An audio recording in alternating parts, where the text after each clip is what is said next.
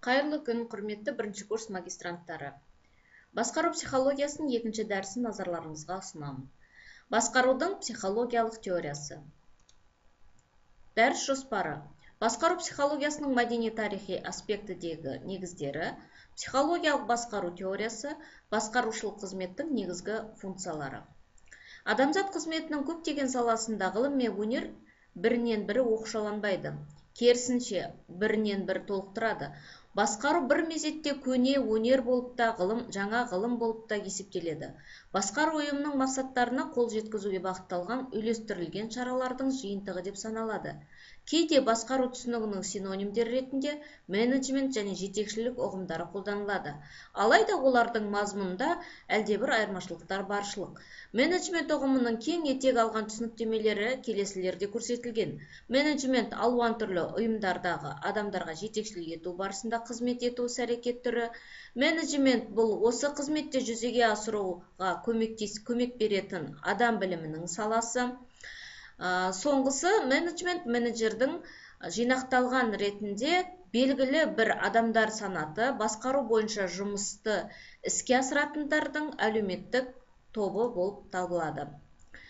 Осы басқару психологиясындағы менеджмент жүйесін өзге елдерді талқылайық. Соның ішінде Жапония менеджмент жүйесінің қалыптасуына тоқталайық. Жапондықтардың психологиясы олардың мәдениетімен байланысты. Жапония менеджменті әлеуметтік құндылықтар мен мәдени дәстүрлерге негізделген. Жапон менеджерлері өндірістік басқарудың өз құрылымын Америка және басқа әлем менеджментінен алған теория мен практика жүзінде жасап шығарды. Қазіргі әлемде ең жақсы менеджер жапондықтар деп есептеледі. Жапон мәдениеті міндет қызметтестік және топшылдық құндылықтарын басты деп санайды. Жапон тілінде ағылшын баламасы эмо сөзі көбінесе адамдардың өзі қарайтын тобынан тәуелді екенін түсіндіреді. Әрбір жапондық өзін сыйлап құрметтегенді, жақсы көргенді қалайды.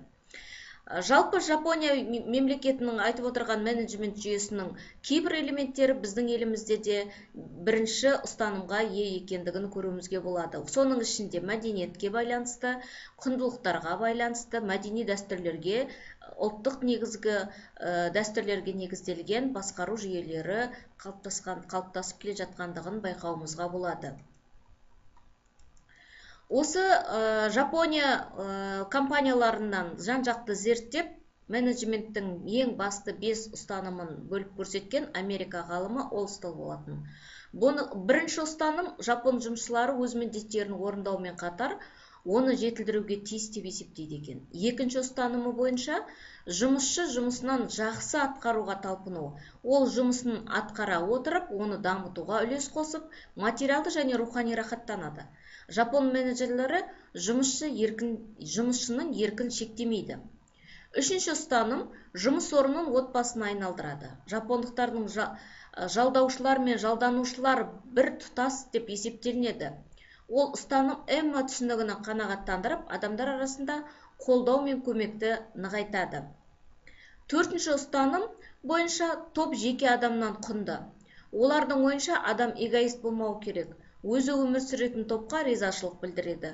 Бұл Конфуций ілімінің ұстанымын негізге алынған. Бесінші ұстаным бойынша өндірістік серіктестік басты қағида.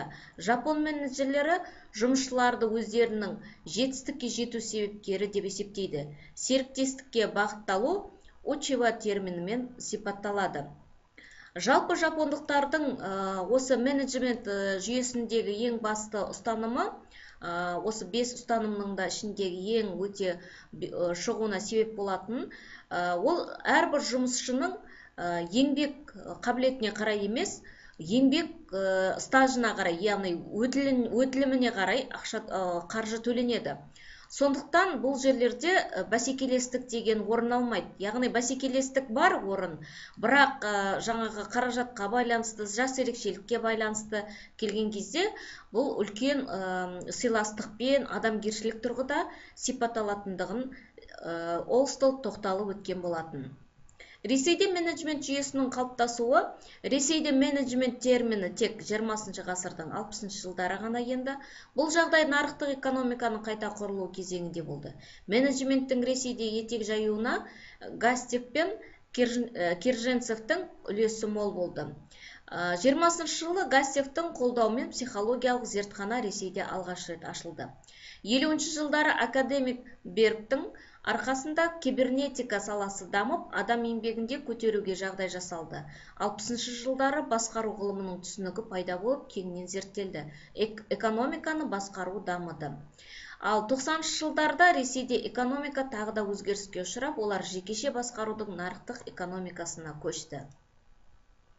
Жалпы ағылшын тілінен Оксфордтық сөздігінен төмендегі анықтамаларын қарайтын болсақ, басқару психологиясының басқару жүйесінің негізгі сипаттамасы адамдарға жүгіну тәсілі мәнері, басқару билігі мен өнері, айрықша қабілеттіліктен әкімшілік машықтар, басқару органы әкімшілік бірлік деп осындай басқару түсінігінің менеджмент ұғымына қарағанда едәуір кең ауқымды екендігін дәлелдей түсті.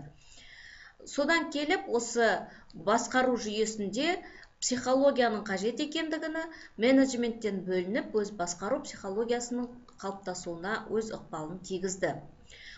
Психологиялық басқару теориясына тоқталатын болсақ, психоанализ теориясы ең бірінші адам ынтасына ғылыми зерттеу жүргізген психоанализ ғылымының негізін салушы австралиялық психиатр, дәрігер Зигмунд Фрейд. Ол адамның әрбір психикалық құбылысы арнайы есепке негізделген және оның ессіз үрдістерінен адамның өзінен ұстауы тәуелді деп есептеген. Эростың энергиясы, яғни либидо, ал Танатос энергиясы мартидо деп атады. Осы күштер адамның белсенділігін анықтайды дейді. Адамның тәртібі екі инстинктте ұмтылушылықтармен түсіндіріледі. Өмірге деген ұмтылыс ол эрос және өлімге деген ұмтылыс Танатос деп екіге осы бөліп қарастырды. Олардың әрқайсысы да өзіндік күші бар екендігін сипаттауға тырысты. Әрине, бұл Зигмунд Фрейдтің осы сана астарын талдау барысындағы ұсынған ең алғашқы теориялардың бірі болып саналады. Дегенмен бұл көзқарастар кейіннен ғылымның қалыптасуына байланысты әртүрлі қарсы да пікірлер қалыптаса бастады. Сондай бір теориялардың бірі үйрету теориясы. Иван Петрович Павловтың, Уотсонның және Скиннердің жұмыстары осы жазалау жүйелеріне негізделіп, үйрету теориясы деген атаққа ие болды. Яғни айтқан кезде, бұл ғалымдардың пікірінше орындаушының әрекеттерді ақылмен шешу қабілеті және басшы мен бағынушының арасындағы кері байланысқа құрылу қажеттілігімен анықталады дейді.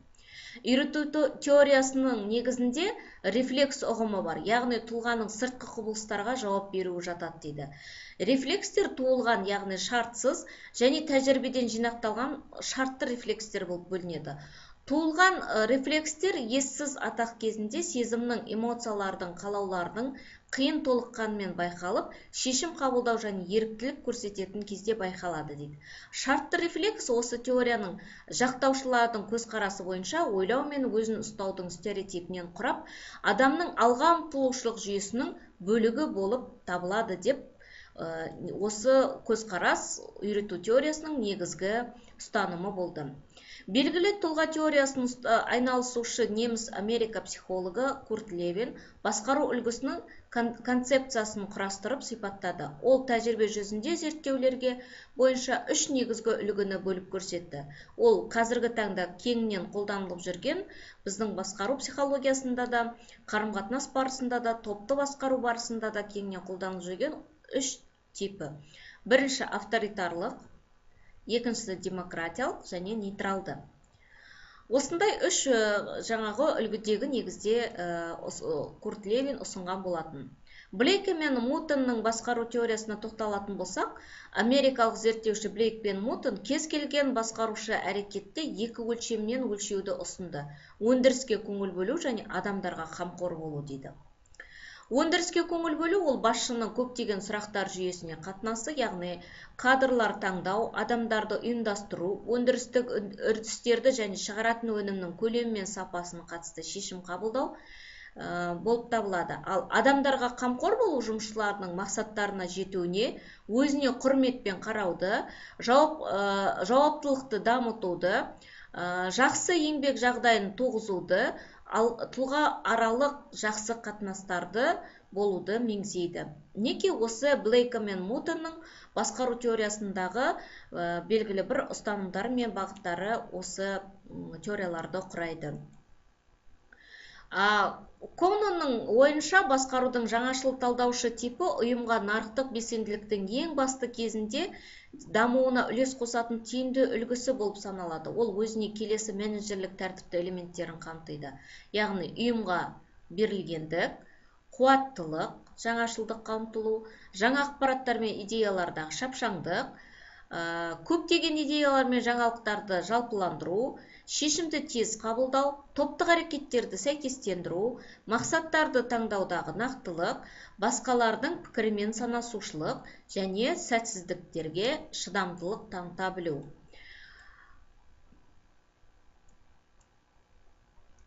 Келесі басқарудың функцияларына тоқталайық. Басқарудың функциялары жоспарлау, ұйымдастыру, мотивация, бақылау болып бөлінеді. Яғни жоспарлау функциясы ұйымның мақсаты қандай болу керек және алға қойған мақсатқа қол жеткізу үшін ұйым мүшелері не істеу керек дегенді анықтайды.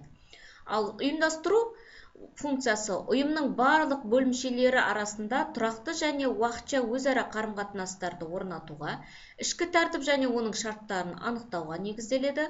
Мотивация бұл ұйым мақсаты мен жеке мақсаттарына қол жеткізу үшін өзін және басқаларды қызмет етуге ұйытқы болу процесі. Ал бақылау бұл жалпы алғанда нақты қол жеткізген нәтижелерді жоспарланған көрсеткіштермен салыстыру болып табылады. Басқарудың бастапқы нүктесі ұйымдастырушылық мақсаттардың айқындалуы болып табылады. Мақсат бұл топқа біріктірілетін қызметтердің ортақ күштер арқылы қол жеткізілетін нақты жай-күйі немесе нәтижесі. Басқару психологиясының басқару көздері, басқару тәжірибесі, психологиялық ғылымның дамуы, ұйым әлеуметінің дамуы болып табылады. Басқарудың дәстүрлі моделі басқарушының назарын тек экономикалық мақсаттарға көзделген еді. Жаңа модель экономикалық және әлеуметтік салалардың бір орталықтануын көрсете келе, назарды басқарушының мақсаттар шеңбері мен әлеуметтік мақсат міндеттерге аударады. Жұмыс бастылықты қамтамасыз ету, еңбек жағдайын ізгілендіру, яғни басқаруға қатысты кеңейту ауқымын. Қызметкерлермен жұмыс жүргізу барысында басқарудың стратегиялық тұжырымдамасының орталығында ұйым үшін ең басты құндылық болып саналатын адам тұрады.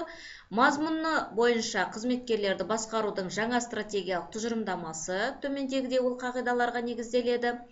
Әлеуметтік инновациялар мен психологиялық сияқты маңызды қызметтер, қызметкерлердің үйлестірілген белсенділігі, өзара түсінісушілігі, ортақ мәселелер қызметкерлердің бірлескен күш салуы арқылы шешіледі және жұмыстың кооперативті стиль басым болуы қажет.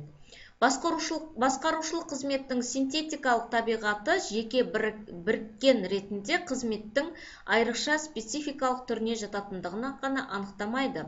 Сонымен бірге оның негізгі психологиялық ерекшеліктерінің қатарынан болуын белгілейді.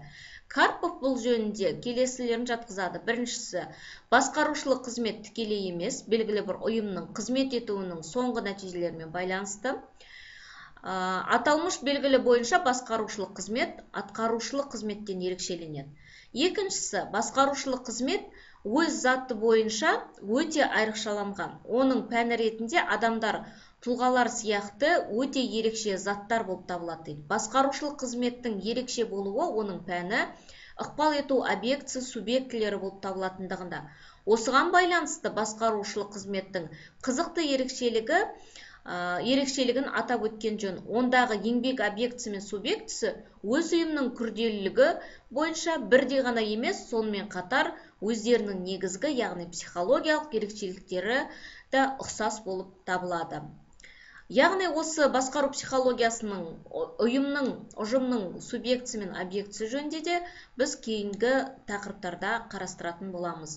Сіздердің назарларыңызға бекіту сұрақтарын ұсынамыз, дәрістің мазмұнына сәйкес, және де өздеріңіз тарапынан осы сұрақтардың жауабын іздеу сіздерге негізделеді, және де сұрақтарды дәріске кері байланыс ретінде өздеріңіздің де сұрақтарыңыз қойылуы шарт.